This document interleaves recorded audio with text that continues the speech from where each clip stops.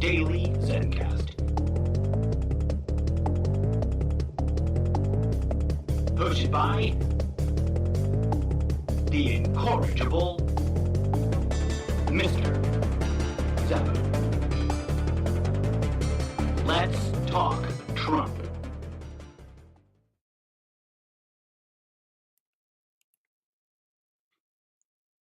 Hello, and welcome back to the show, friends.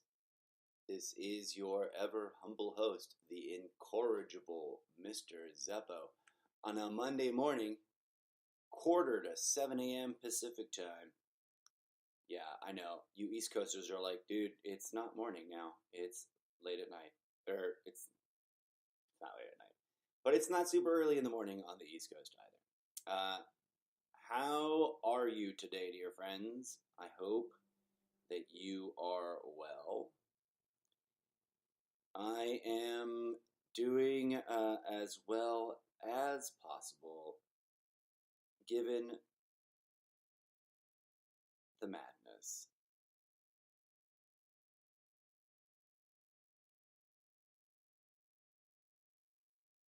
According to tickcounter.com, I always find a different one of these, and I'm always like, I'm going to stick with one, and that's going to be the one that we always reference. But every time I type in how many days Trump has been in office on Google, I get a different result. But according to tickcounter.com, it's been 723 days, 21 hours, 48 minutes, and 22 seconds since Trump has been in office. And what an administration it has been so far. What a roller coaster of crazy, right, folks?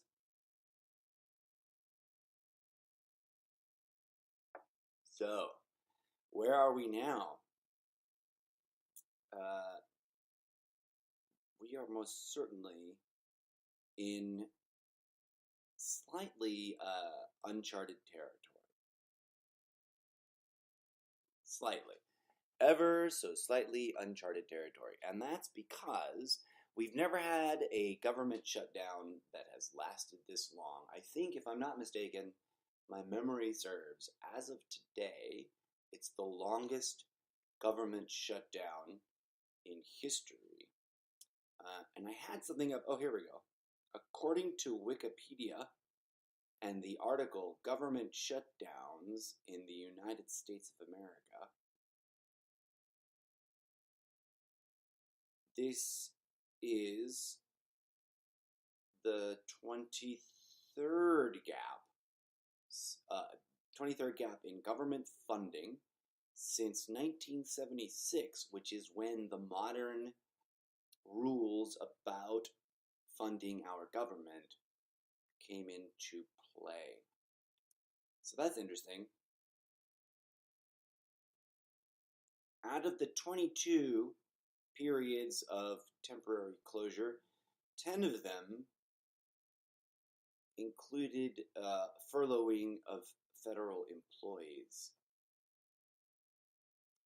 And it says here, and I quote from the Wikipedia article, prior to 1990, funding gaps did not always lead to government shutdowns. But since 1990, the practice has been to shut down the government for all funding gaps. Shutdowns have also occurred at the state, territorial, and local levels of government.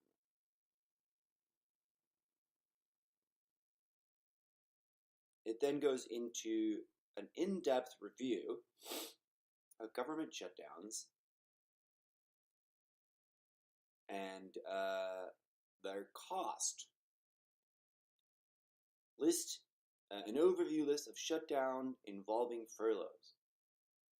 The number of days, so the year it shut down, the number of days, the number of employees furloughed, and the cost and the president it was under. So in 1980, we were shut down for 1 day. We furloughed 1,600 employees, and it cost the government $700,000. That happened under President Carter. Under Ronald Reagan, we had 3 different one-day government shutdown. The difference here is the number of employees they got furloughed. Under Reagan, in 81, we furloughed 241,000 employees, which cost us $90 million. In 84, we furloughed 500,000 employees, which cost us $65 million. George W. Bush followed up with a 3-day shutdown, furloughing 200,000,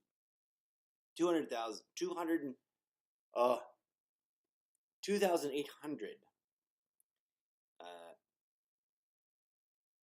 I'm sometimes horrible at reading numbers.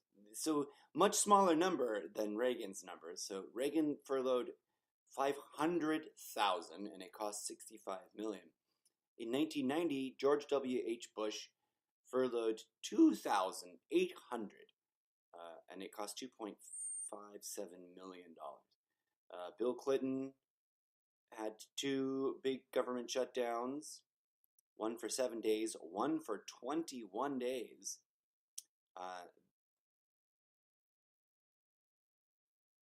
Their cost apparently is combined because they happened so back to back. But in the 7-day shutdown, there was 800,000 employees furloughed, and in the following 21-day shutdown, there was 284,000 employees furloughed. It cost $400 million. Obama had a 16-day shutdown, which we all remember was not his fault. Not that it matters, right? Because they're all playing for the same team. If you don't believe that, you are willingly ignoring evidence. But I digress. I've already done lots of episodes about that. So 16 days, 800,000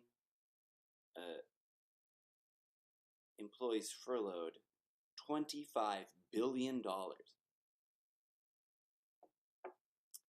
Now, under the age of Trump, he's had several closures. This is the most recent. I believe it's the 3rd. It's going on 24 days as of right now. An 800,000 or 850,000 employees furloughed, and an estimated cost so far rivaling that of Obama's and growing. So, welcome to a Trumptopian government shutdown. For many, this may very well feel like the first experience of this kind, because in the past, government shutdowns really have been sort of an abstract and strange sort of event that most Americans could easily ignore, because it always affects everyone, but its effects are so indirect that they're usually pretty negligible. And I don't mean that in a cool way. I just mean it's easy for a person to consciously choose to ignore it. Like, it's really easy to ignore the damage being done to our national parks. It's really easy to put a fuck all attitude on that and be like, who gives a shit? It's just a little bit of overflowing trash and some garbage bins. Whoop-de-fucking-do. But it's always more than that, isn't it, folks?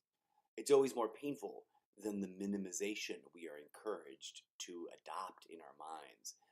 There's been a lot of people mocking the 800,000 federal employees based on their vague notion. The haters in their minds have this vague notion that all federal jobs are shit. All of them are parasitic pieces of crap that do not deserve the employment.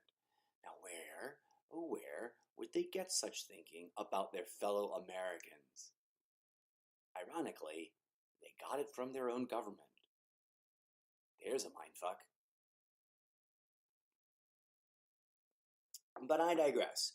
Today is the 100th episode of the Almost Daily Zencast and its various sub-segments.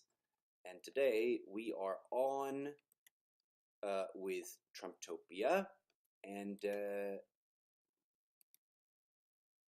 just making sure my screen doesn't blow me off while I'm recording, because that always gets confusing and weird. Start staring at a screensaver.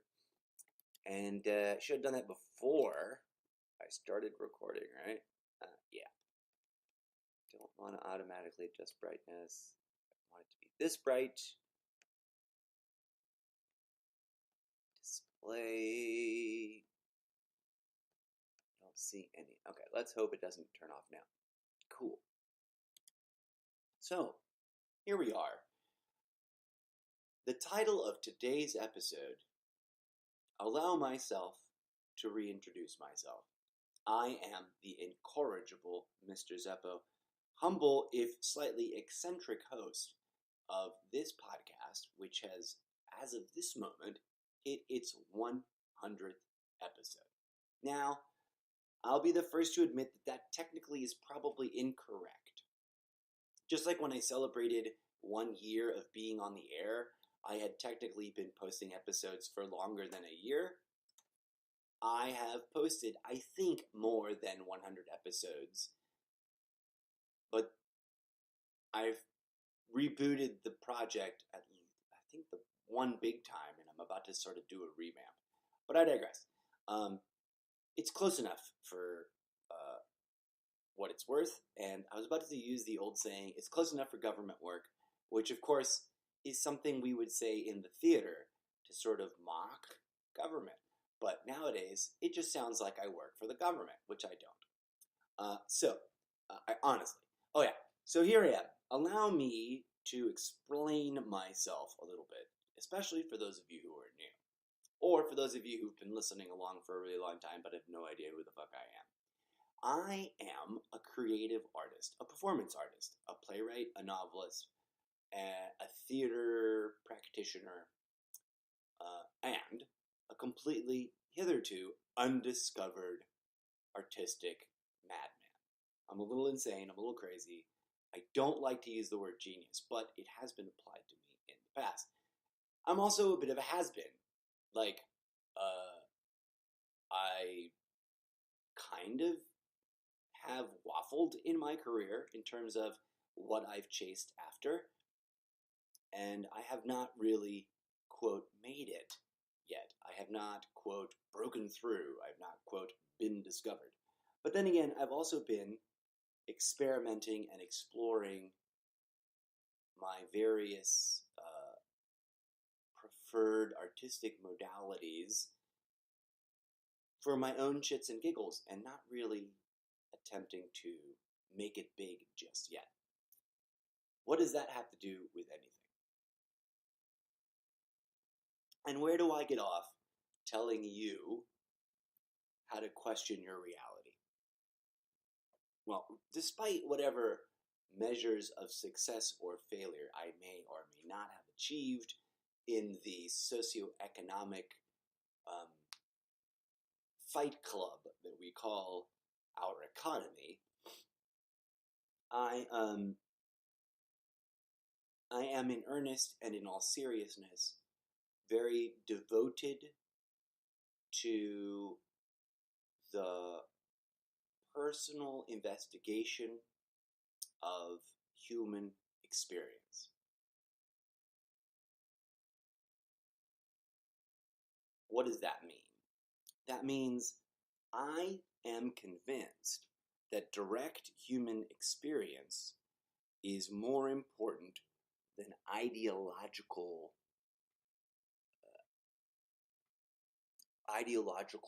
constructs or ideological belief systems. In other words, directly connecting to the phenomena of being alive in this world is more powerful, more informative, more empowering than believing in any given predefined ideological structure or ideological conceptual model.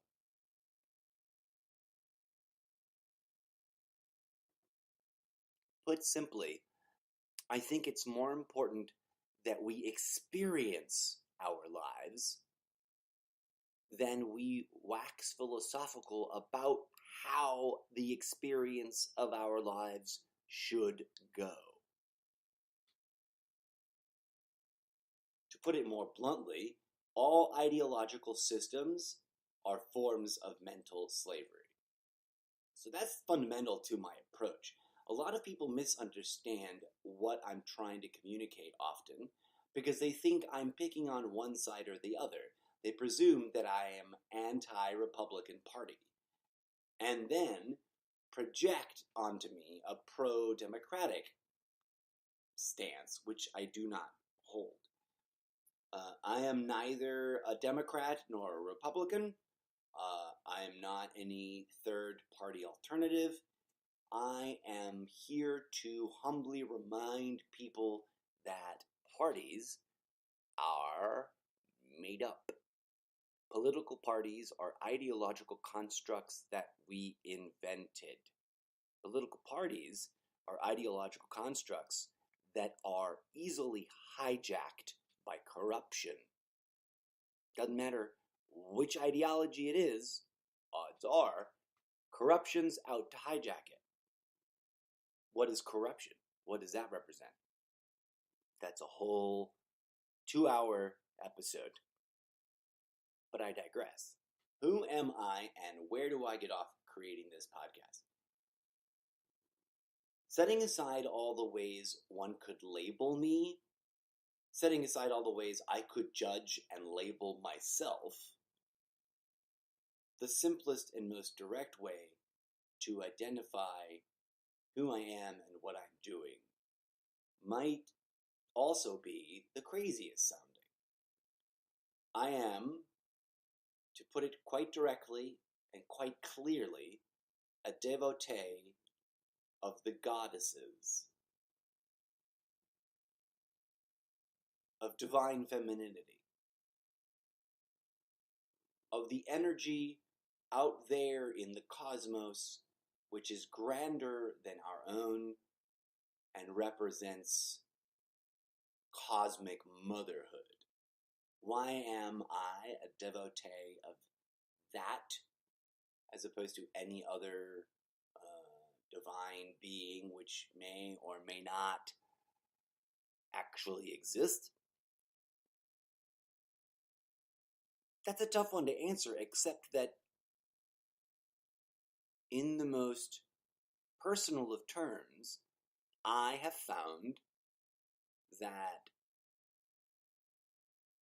returning or connecting to the fundamentals of the biology of our human experience and accessing the kinds of tools or practices that are rooted in a deeper ancient mystic understanding of the biology of the body avatars that we are inhabiting, I have found that our relationship to Mother Nature is verifiable.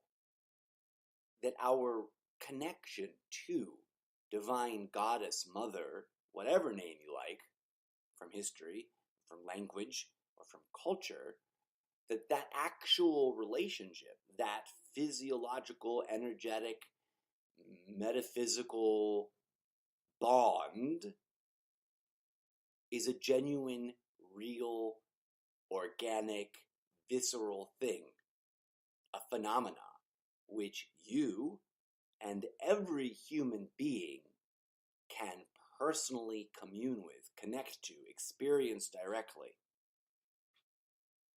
That's a bold statement.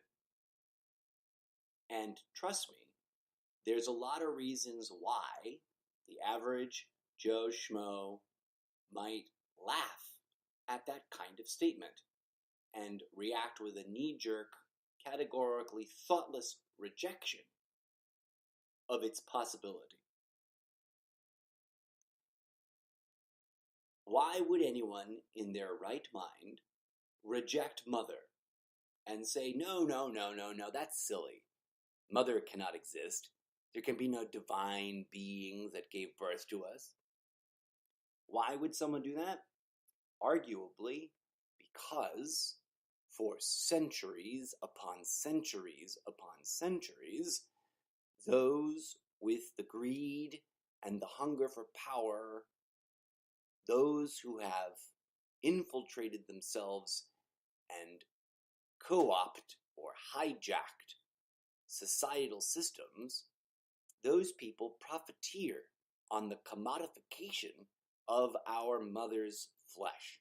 And in order to keep that going, in order to continue to be able to get away with the commodification of the very living woman that gives birth to you, in order for that to just keep on rolling along, they have found it profitable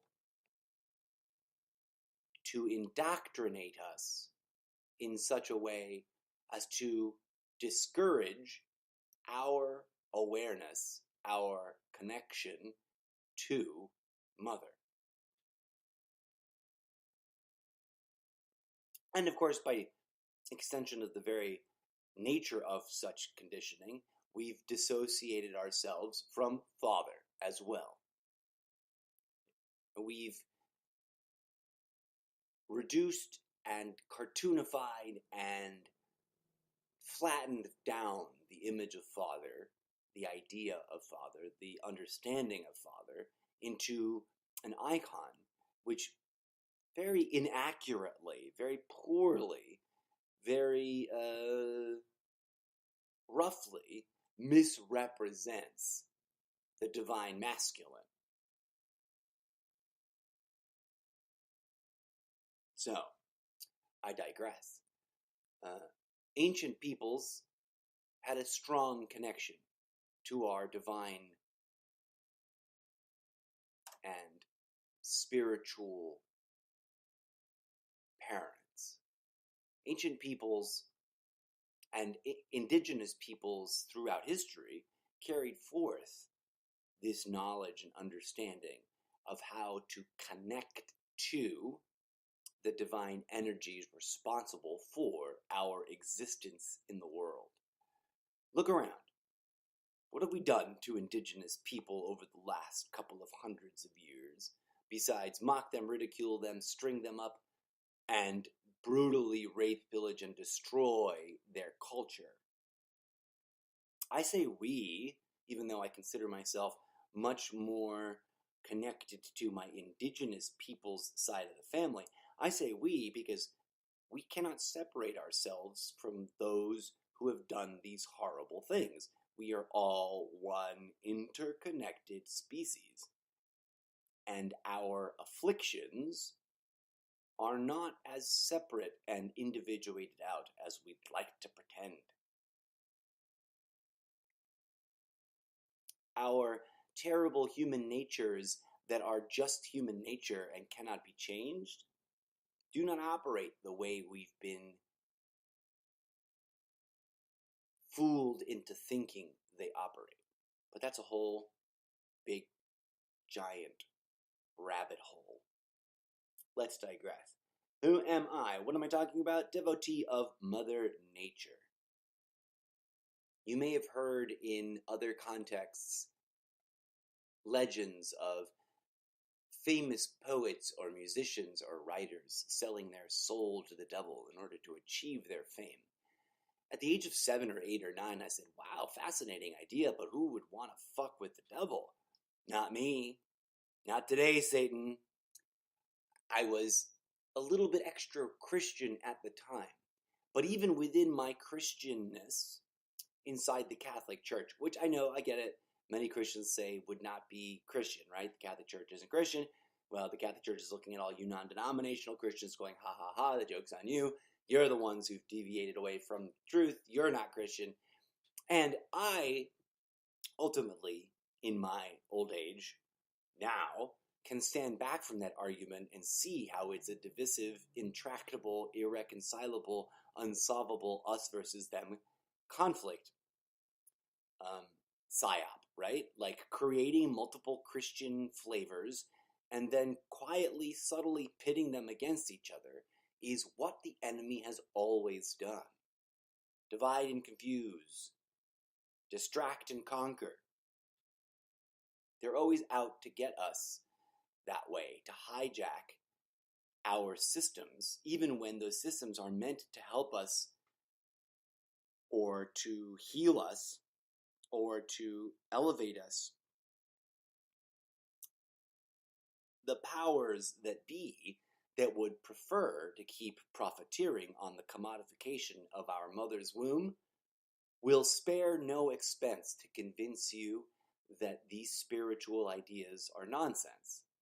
They have, for centuries, spent bazillions upon bazillions of countless hours and capital and effort to convince humanity that poop and earth and air is all there is, and that there is no ether, that there is no magic, that there is no spirit, that there is no grace, that there is no connecting to divinity, not through someone else's ideas or commandments, but through your own internal divine energy, which is the life spark that is causing you to be alive.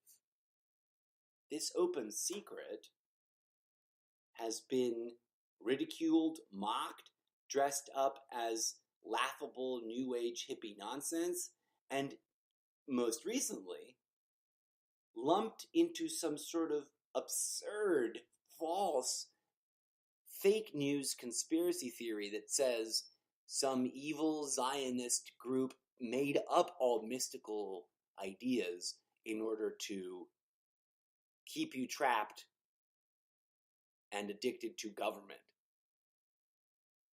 or something like that. Quite a messy world we live in, folks. And I'm not here, for those of you who are new to the show, or for those of you who are just like, listen to him talk to him about himself again. Thank you for tuning in. But I'm not here to dictate how anyone should think. I've said this before, and I'll say it again. I'm here sharing you what I've encountered. My podcast is about relaying to you my lifetime's worth of experience, experimenting and personally exploring this interesting area of inquiry, and encouraging you to not fall for the seductive ego trap of hate and self-loathing and self-isolation that is part and parcel of our postmodern social conditioning. But rather, instead of falling for that and living a boring life of self-criticism and hyper self-denial of your divinity, why aren't we all encouraging and supporting each other in exploring and understanding and rediscovering and reinvesting in that personal, internal, organic, natural birthright that is our relationship to the divine? The evidence for this is everywhere, and I've spent a lot of time on this podcast trying to bring pieces of it together so that it makes sense. The evidence for this thesis that I put forward, it can be found in most of the spiritual texts out there. Not all, because some are pure fantasy. Some are truly pure madness. It's always a spectrum. It's never an absolute black or white hard line of this or that, is or isn't. Just like I am not any kind of absolute authority, neither is anyone pretending to be. The most important lesson we have to learn here in this realm is that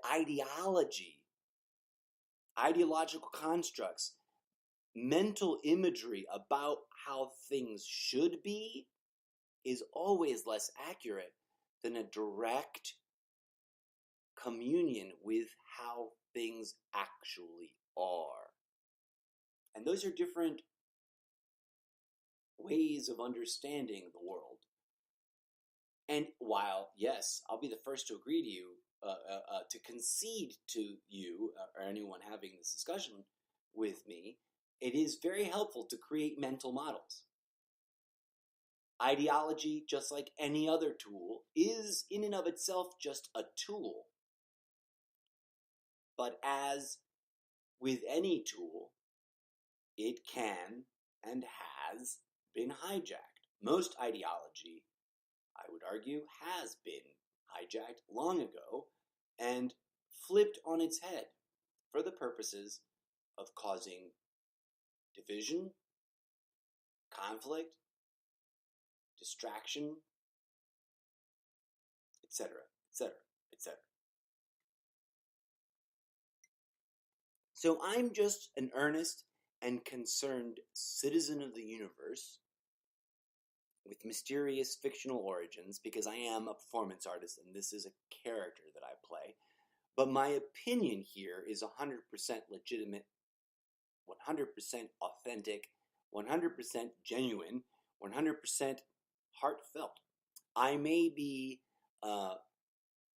presenting my opinion vis-a-vis the persona of a fictional character, but the words and thoughts that this character is sharing is all rooted in real life experience and genuine real life events and conclusions that I've come to vis-a-vis my exploration of these topics. Why am I doing it as a fictional character? That's something I've not really fully explained. I aspire to be a novelist, and I've been slowly working on a book series that contains many sub-series within it, and I, the incorrigible Mr. Zeppo, represent a character from that world.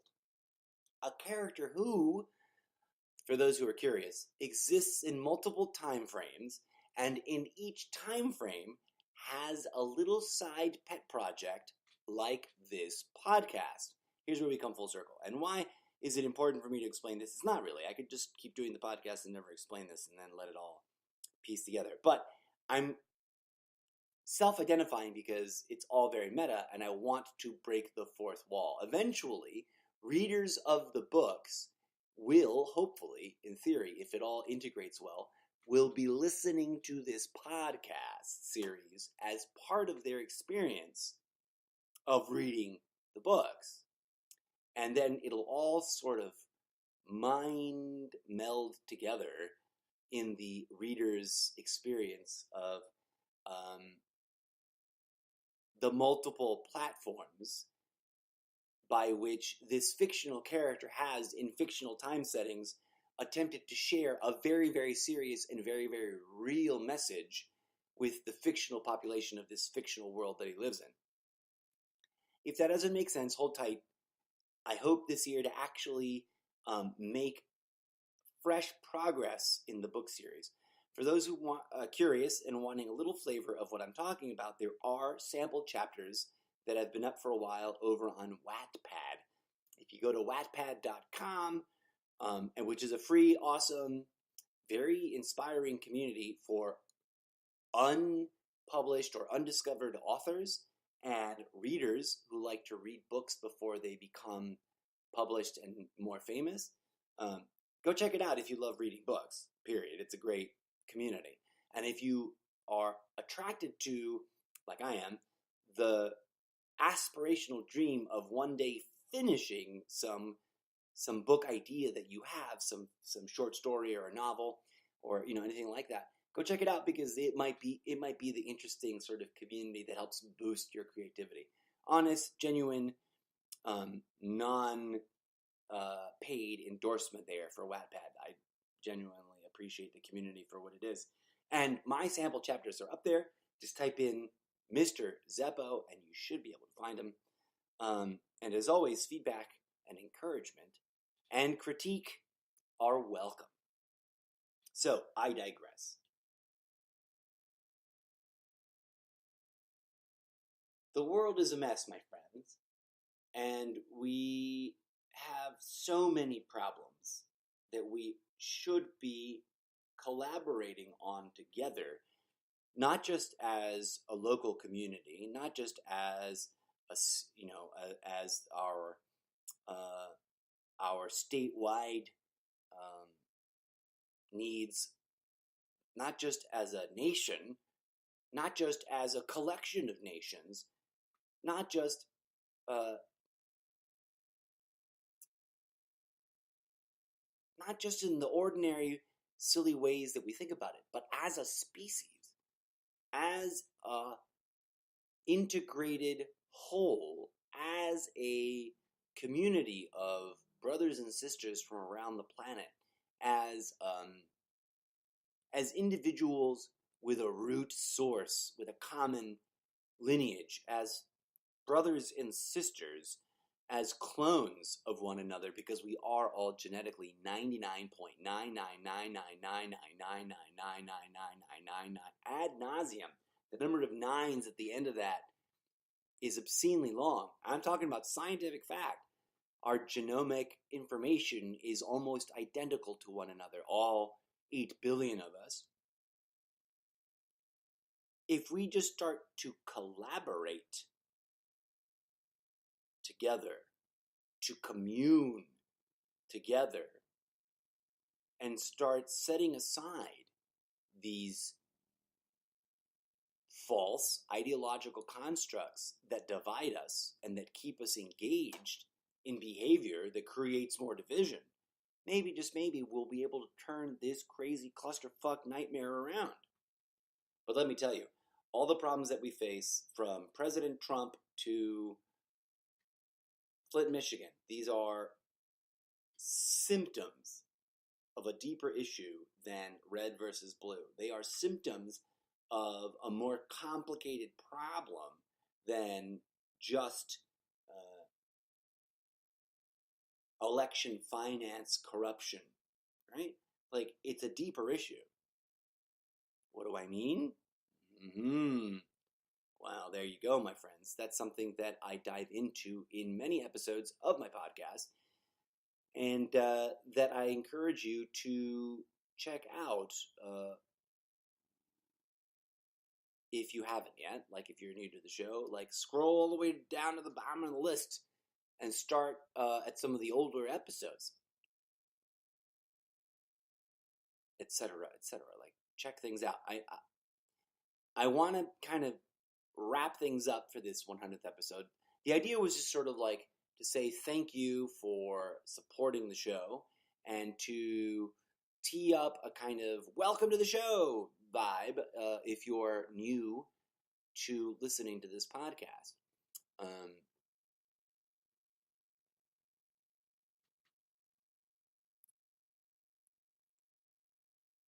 As always, I invite your reactions, your comments, your questions, your concerns, your suggestions for future episodes, etc., etc., etc. And I thank you for listening. Slowly but surely, over the year and a half that I've been doing this hobbyist project of mine, this little podcast for shits and giggles, the numbers on each episode have been ticking up. And I now have multiple episodes that have reached over 100 downloads, which is nothing, right? It's ridiculous. That means 10 people have been listening to the show. But thank you. Every little, what are they called? Every little horizon, every little landmark, every little win is something worth celebrating and saying thank you to. So thank you for listening, folks. And I hope that as crazy and as sloppy and as ad hoc and as unscripted as my show can be at times, I hope you find it fascinating. And I hope that it encourages you to dig deeper, because that's what I'm about. And for those of you, for everybody that's new and that's now just tuning in, I hope you have an interesting trip tuning in and checking out the different episodes of the show. They are sort of anchored in the current events, so some may feel like they may be dated, but they also probe far and deep beyond the scope of any given title. Because I'm a crazy person and I have way too many things going on in my mind. And every time I want to wrap up the show at 40 minutes, I usually end up running an extra, 20 minutes longer because I have 7 other things to add to it. But I digress. As we live through this increasingly crazy moment in time, because shit's getting crazier, right? Like, didn't I call it a couple weeks ago when I said I'm strongly suspecting things about to get even crazier? It's true. It's gotten crazy to the max. And we're going to take a really specific look at where things are with the Russia investigation, what this new revelation about this other FBI investigation into Russian connections might mean to the ongoing Mueller probe. I think that a lot of that sort of stuff is getting plenty of good discussion in the mainstream media. And I get it. Every time I mention the mainstream media, there's going to be someone listening to the episode that's new to my show that's going to be like, but the mainstream media, it's all corrupt and you can't believe any of it. I understand. And I explain, and I will always explain over and over again, that none of that is absolutist. Yes, there's corruption. Yes, Fox News is going batshit crazy, and MSNBC and CNN are trying to counterbalance by appearing as sane as possible. But just like the two political parties that are attached to each other, interconnected, and in league with one another, I get it. The mass media is out to shape the national narrative a certain way, and they're playing us against one another. I don't watch the media in order to be brainwashed because I'm aware that they're trying to indoctrinate me. Thus, I can filter that shit out. I watch the mainstream media to see that which they actually do report and that which they don't. And between the three of them, the three major branches of the different echo chambers, how they're approaching it. Oh, so leaving you on that sort of cliffhanger, put a pin in it moment. I'm really looking forward to today's episode of breaking news, which is coming right up, if I can pronounce it correctly. Breaking news. I'm going to zoom in on something that a former right-wing conservative media talking head who sort of converted, slowly drifted across the spectrum and is now on the more left side of the media platforms, said something which I think everyone needs to observe, like take in and contemplate. So tune in for that a little bit later today. Breaking news, featuring S.E. Coop, one of my favorite cross-party political commentators, because she's savvy. She's trying to break free of the echo chambers while still like clinging to her integrity and her attachment to one of the political parties, because she was, part of it for so long. But I digress.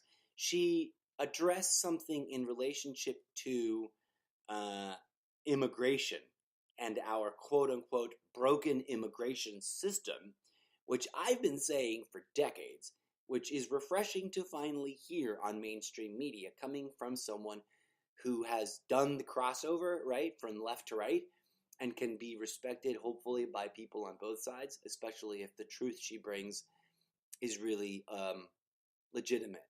But I don't want to give it away yet because I actually haven't tracked down the episode. I'm pretty sure I recorded it, DVR'd it. I want to get a little bit of audio to quote her in exactly what she said. So stay tuned for that, and stay tuned for more episodes of my other various sub-segments. This show, the Almost Daily Zencast, is sort of like the umbrella title, and I like to present other little various rotating segments as sort of special features.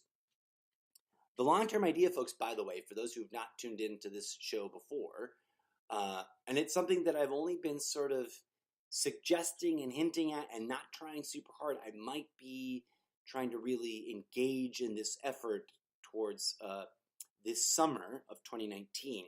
But I've always been sharing the idea that this concept, this podcast, was conceived of as sort of a collaboration with other podcast talk show host types.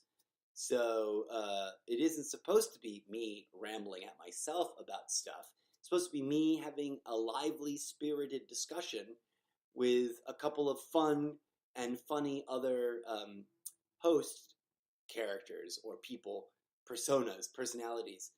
And I just haven't found them yet. So if you're local, Southern California, Orange County, Inland Empire sort of area, and you like this show and you have thoughts you want to contribute, find me on the social media at Mr. Zeppo and drop me a line.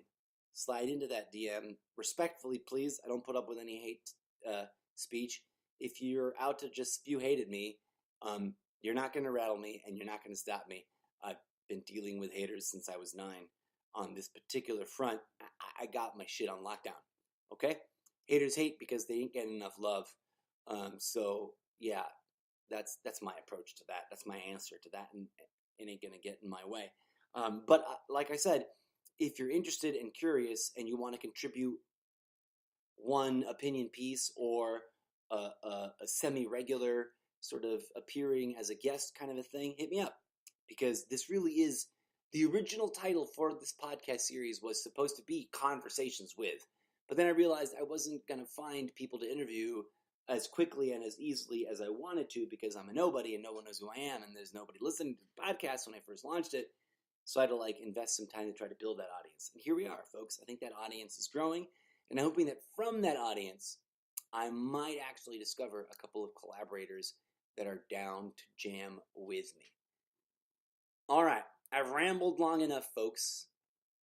I humbly thank you for supporting the show, and thank you for listening to this ridiculous 100th episode where I basically just talked in circles about what the podcast is about. I hope that if you're new, it has engaged you and has given you a couple of things to look forward to discovering of what I'm rambling about in other episodes. And if you hated the experience, then forgive me.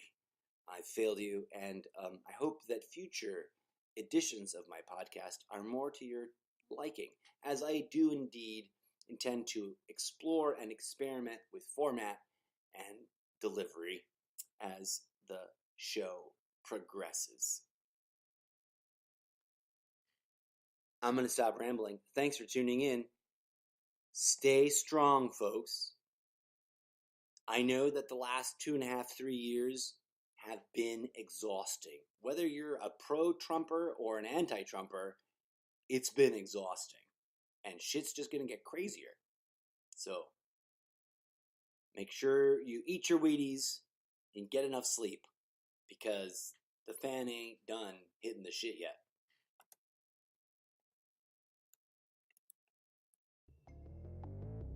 And that is the latest madness from behind the orange wall. Thank you for listening to GMT, a special segment of the Almost Daily Zencast.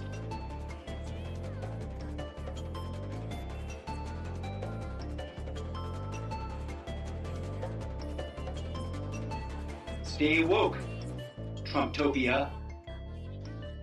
Stay woke.